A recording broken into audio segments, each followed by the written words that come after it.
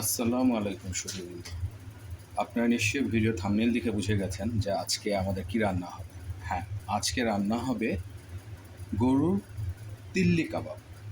আমরা সাধারণত মনে করে থাকি যে ঢাকা শহরের খাবার মানেই হলো কাচ্চি বিরিয়ানি অথবা শিক কাবাব অথবা চাপ কাবাব এই জাতীয় কোনো কিছু। বাট আমাদের ঢাকা শহরেরও কিছু ইউনিক কাবাব আছে, তার ভিতরে একটা হলো তিল্লি কাবাব। আছে খিরি কাবাব, গুর্দা কাবাব, এরকম বিভিন্ন ধরনের কাবাব আছে। তার তিল্লি কাবাব আজকে তৈরি হবে। এই তিল্লি কাবাব তৈরি করার জন্য অবশ্যই গরুর তিল্লি লাগবে, এবং সেটা হলো আসলে কলিজার সাথে গরুর যে আমরা যে কলিজা কিনি তার সাথে এক ধরনের সফট ধরনের কলিজা থাকে, একটু সাদা কলিজা বলে অনেকে। এটাই হলো তিল্লি আসলে।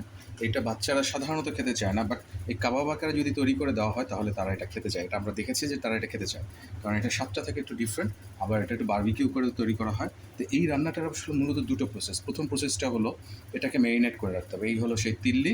আমরা এই তিল্লিটা কাবাব করার জন্য যে সকল আমাদের উপকরণগুলো লাগবে, অবশ্যই লবণ লাগবে, সেটাতে প্রথমেই বলছি যেটা লবণ লাগবে। সেই সাথে লাগছে হলো আমাদের রসুন বাটা, আদা বাটা, পেঁয়াজ বাটা, কাঁচামরিচ বাটা। সেই সাথে লাগবে হলো হলুদের গুঁড়া, ধনিয়া গুঁড়া, জিরা গুঁড়া,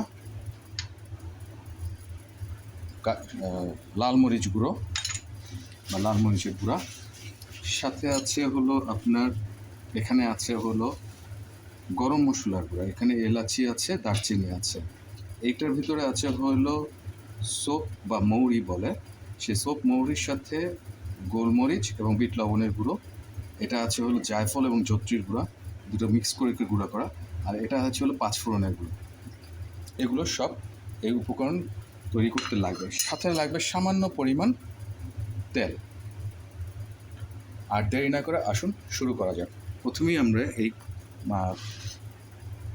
তিল্লির সাথে বা স্বাদ মতো বা পরিমাণ মতো লবণ দিয়ে দিচ্ছি।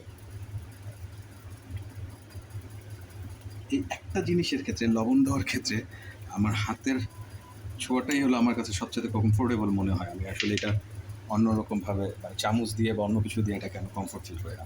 এর সাথে দিচ্ছি প্রথমে আমরা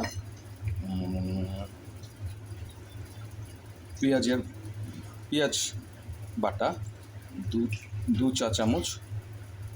খুব বেশি মশলা এটার দরকার নেই, 2 চা চামচই যথেষ্ট। আর সাথে 1 চা চামচ রসুন,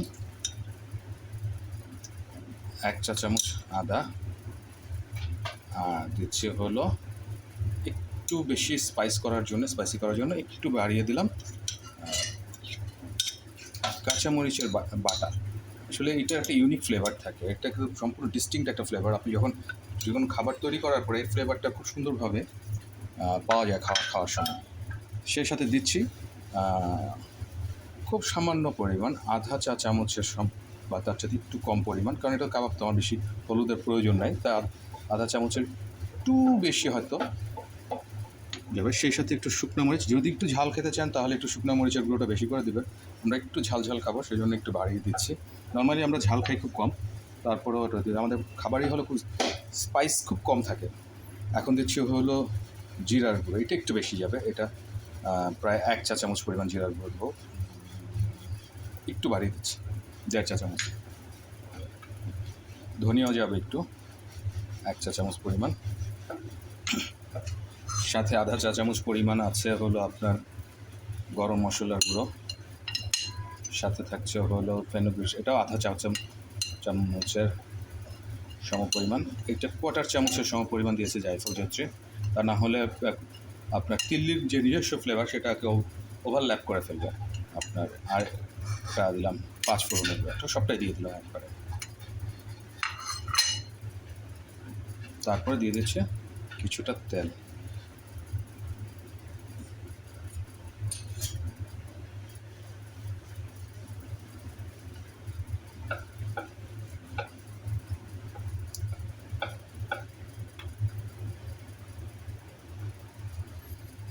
আচ্ছা, এবার এটাকে মিক্স করে ফেলি আমরা।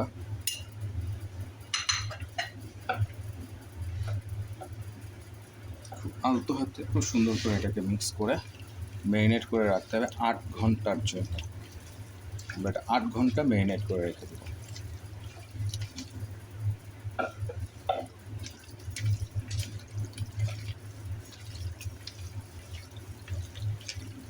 সাধারণত এই জিনিসটা যদি বিকালে কেউ করে খেতে চায় তাহলে এটা দুপুরের দিকে বা সকালের একটু 11টা-12টার দিকে এটা করলেই মিক্স করে রেখে দিলেই হবে। আর যদি কেউ সকালের দিকে খেতে চায় তাহলে অবশ্যই রাতেরবেলা মিক্স করে রাখবে যেন সকালের দিকে খেতে পারে। এটা 2 ঘন্টা 3 ঘন্টা পরেও করা যাবে, বাট যত বেশি রাখা যাবে তত বেশি মজা হবে এটা খেতে। আচ্ছা, তা আমরা এটাকে এখন ম্যারিনেটেড প্রসেসের জন্য রেখে দিচ্ছি ফ্রিজে 8 ঘন্টার জন্য। আচ্ছা, আমরা এরকম একটি এয়ার টাইট বাটিতে এই মিক্সটা ম্যারিনেট করার জন্য রেখে দিচ্ছি ফ্রিজে।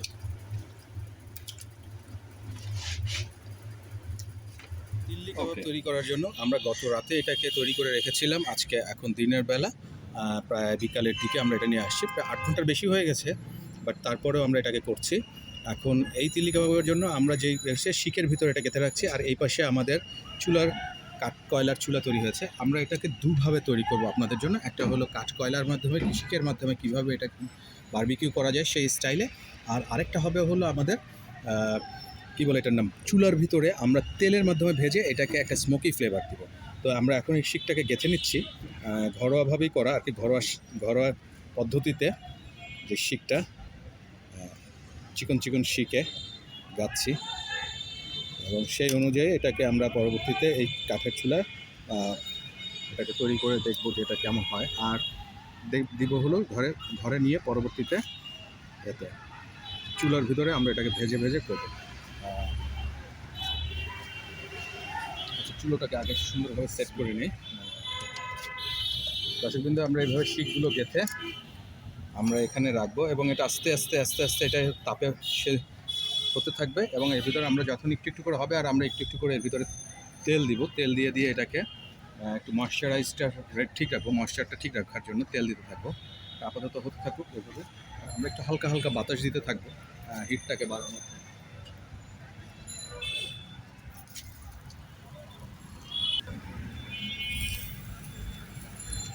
যদি দর্শক বন্ধু, এটাকে মাঝে মাঝে একটু ওলট পালট করে ঘুরে এটাকে ব্যবহার করতে হবে, আগুনের ছ্যাঁকাটা পায়। নর্মালি না করলে একদিক হয়ে গেলে আরেক দিক না হলে সমস্যা হয়ে যাওয়ার পরে এটাকে ঘুরিয়ে করতে হবে। আমরা একটু মাঝে মাঝে প্রায় একটু একটু করে তেল ব্রাশ করে দিব, তাতে এটার ময়েশ্চার ব্যালেন্সটা ঠিক থাকবে। এবং ভেতরটা আবার তেলটা যখন কয়লার উপরে পড়বে তখন সেখান থেকে আবার একটা স্মোকের সৃষ্টি হবে, সেই স্মোকটা আবার জিনিসটাকে আরও সুন্দর করবে, স্মোকি একটা ফ্লেভার আনবে।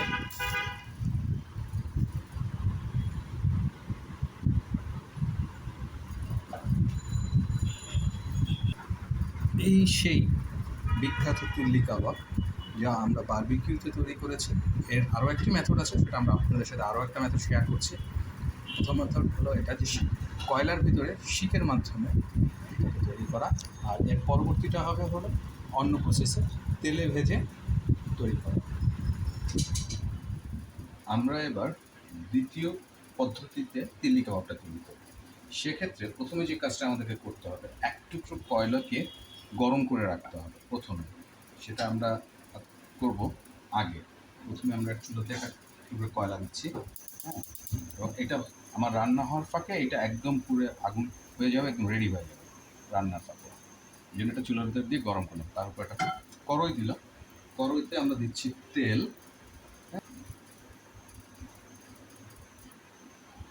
এরপরে দিয়ে দিচ্ছি আমরা তিল্লিগুলো।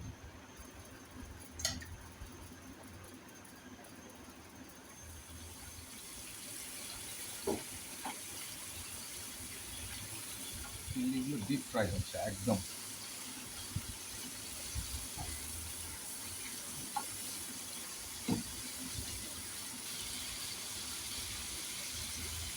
আপনাদের ভিতরে কে কে তিল্লি খেতে পছন্দ করেন সেটা আমাদের কমেন্ট বক্সে একটু জানান।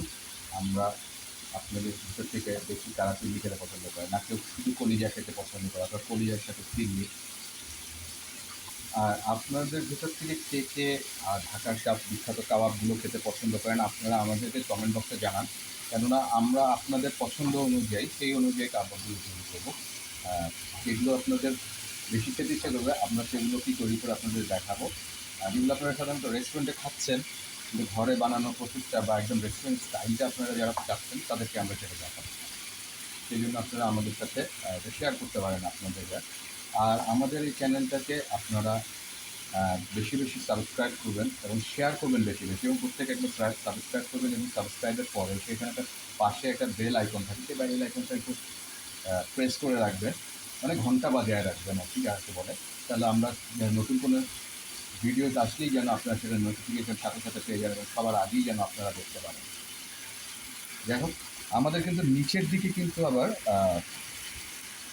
কয়লাটা কিন্তু হচ্ছে, দেখা যাচ্ছে যে কয়লাটা আস্তে আস্তে করে লাল হচ্ছে, কারণ এই কয়লাটা আসলে আমাদের এই কাবাবটাকে স্মোকি একটা ফ্লেভার দিবে, যেটা আমরা দেখাবো। কারণ এটা তো ফ্রাই করা, এটা তো আর আপনার বাসায় যেহেতু অনেকের বাসায় আমাদের থাকে না হলো কী ধরনের যে সেট আপ থাকে না বারবিকিউ করার, বা উপায় থাকে না, ঢাকা শহর বা কোনো সিটিতে যদি আমরা হই তাহলে দেখা যায় যে ঘরের ভেতরে বারবিকিউ করার একটু ডিফিকাল্ট, ছাদ নাই বা বাহিরে বসে করা যাচ্ছে না, ছোট্ট বারান্দা থাকে, বারান্দার ভিতরে করা যায় না। সেক্ষেত্রে আমরা একটা স্মোকি ফ্লেভার আনার জন্য কয়লার এক টুকরো কয়লাকে, তো বাজারে যে কোনো জায়গায় কিনতে পাওয়া যায় এক টুকরো কয়লা, এবং সেই সাথে এইভাবে তেলে ফ্রাই করে যদি আমরা কাবাবটাকে একদম মাখা মাখা রেডি করে ফেলি, তারপর এটাকে একটা স্মোকি ফ্লেভার দিতে পারবো। কিন্তু এটা না, আমরা যে কোনো খাবার কি তখন আমরা এই প্রসেসেই স্মোক করে আমরা স্মোকি ফ্লেভার দিয়ে খেতে হবে, তখন এটা একটা অথেন্টিক মোগলাই ধরনের টেস্ট চলে আসবে। আর এই টেস্টটা আনার জন্য বা ফুডের এই টেক্সচারটা আনার জন্য আমরা অবশ্যই এই ধরনের একটা প্রসেস ইউজ করতে পারি। আর সেই চিন্তা করে এই ধরনের কাবাবের সেকেন্ড প্রসেসটা আমাদের তৈরি করা, কারণ নর্মালি দিল্লি কাবাবে এই ধরনের প্রসেসটা শুধু ঘরে বাসার বাড়িতেই হয়, বা রেস্টুরেন্টে এই ধরনের চিলি কাবাব তৈরি করা হয় না। আপনার বাসা বাড়িতেই এই ধরনের ভাবে চিলি কাবাবটা তৈরি করা হয়, বা আমরা করে খাই আর কি আমাদের এই অঞ্চলে। যারা বাহিরে করতে পারি না, এটা হলো গ্রিল না করতে পারার অথবা আপনার বারবিকিউ না করতে পারার সাবস্টিটিউট বলা যায়, এটাই বলে।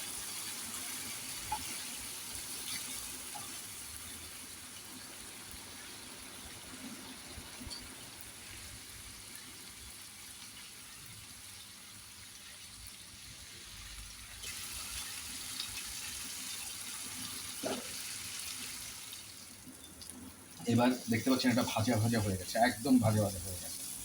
এটা ভালোভাবে ভেজে একদম ঘন করে, তারপরে এটা হলো আসলে মূলত চাপ কাবাব যেটা তৈরি করা হয় সেটার মতো করেই করা হচ্ছে, সেই স্টাইলে সেই প্যাটার্নে। ইনশাল্লাহ নেক্সট টাইম আমরা আপনাদেরকে চাপ কাবাব করে দেখাবো। আর ওদিক থেকে নিচে কয়লাটাও প্রায় হয়ে গেছে, গলাটা হচ্ছে একটু হবে এই আমার বাকি প্রসেসের জন্য। আমরা এটার ভিতরে একটু এক্সট্রা ফ্লেভার এবং টেস্ট অ্যাড করার জন্য এখানে অ্যাড করছি আমরা একটু পেঁয়াজ। আমি অবশ্যই এখানে গোল গোল করে কেটে নিয়েছি এবং আলাদা আলাদা করে নিয়েছি লুকসটা সুন্দর করার জন্য।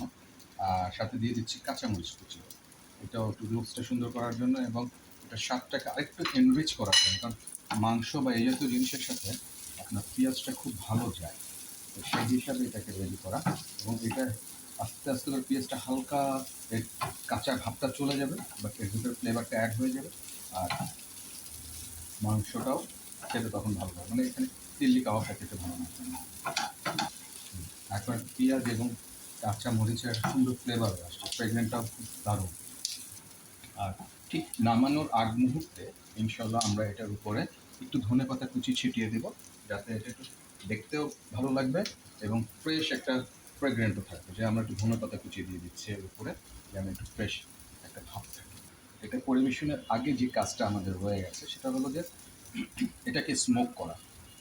এটাকে স্মোক করার জন্য আমরা একটা ছোট পাত্রে, সম্ভব ভালো হয় যদি আপনাদের কারো কাছে যদি স্টিলের বাটি থাকে তাহলে স্টিলের বাটি, অথবা যদি না থাকে মাটির কোনো বাটি, যেটা আসলে আপনার কয়লার হিটটাকে রাখতে পারবে, গলে যাবে না, এরকম কোনো একটা কিছুতে এই কয়লাটাকে নিয়ে সামান্য 1 ফোঁটা তেল দিয়ে জাস্ট ঢাকা দিয়ে দিব, যেন ভেতরের জিনিসটা স্মোকড হয়ে যায়।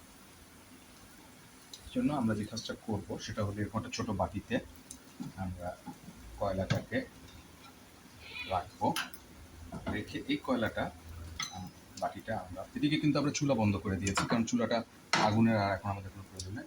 আমরা এই জায়গাটায় মাঝখানে বাটিটা রেখে এর উপরে 2-3 ফোঁটা তেল বা 1 চামচ পরিমাণ তেল দিয়ে ঢেকে দিলাম। এই ভিতরে স্মোকটা যাচ্ছে, ফ্লেভারটা স্মোকি হবে এবং খেতে তখন দারুণ হবে। অলরেডি স্মোকের ফ্লেভারটা চারপাশ থেকে একটু একটু করে বের হয়ে আসছে, সেখান থেকে আমরা পাচ্ছি। আর মুখটা থেকে যদি কেউ দেখা যাচ্ছে যে একটু ছোটো কারো যদি এই ধরনের ঢাকনা থাকে, যে ঢাকনাটা থেকে আপনার ধোঁয়াটা বের হয়ে যাচ্ছে, তাহলে সেই ঢাকনাটা আপনারা একটা লবঙ্গ দিয়ে ঢেকে দিতে পারেন, তাহলে আর এখান থেকে কোনো ধোঁয়া বের হবে না। এই ঢেকে দিলাম আর ধোঁয়া বের হচ্ছে, ভিতরে স্মোকটা পুরো ইনট্যাক্ট থাকছে। যতক্ষণ পর্যন্ত স্মোকটা থাকবে ততক্ষণ পর্যন্ত আমরা এইভাবে এটাকে রেখে দিব, এবং যখনই এটার স্মোকটা ফিনিশ হয়ে যাবে তখন আমরা এটাকে বের করে পরিবেশন করব। তৈরি হয়ে গেল মজাদার স্বাদের তিল্লি কাবাব। এটা আপনারা পরোটার সাথে অথবা লুচির সাথে অথবা ম্যাশ পটেটোর সাথে অথবা নান রুটির সাথে, যেটা দিয়ে ভালো লাগে, অথবা পোলাওর সাথেও আপনারা খেতে পারেন। এবং এর সাথে আপনারা ব্যবহার করতে পারেন বোরহান। এটা বোরহানের একটা কম্বিনেশন ইজ অসম, আসলে রিয়েলি অসম। আর এই টেস্টটাও অসম বোরহানিতে, এবং এটা হজমের জন্য খুব উপকারী একটা জিনিস বোরহানিটা। সো এটা আপনারা ট্রাই করেন এবং ট্রাই করুন, এবং এটার সম্পর্কে আমাদেরকে জানান আপনারা কে কীভাবে এটাকে খেলেন, মজা পেলেন কি না, বা কী ধরনের টেস্ট হলো, এই জাতীয় আমাদেরকে কমেন্ট করেন। এবং আপনারা অবশ্যই ভালো থাকেন। আমাদের নেক্সট ভিডিও আসা পর্যন্ত সুস্থ থাকুন, সতেজ থাকুন।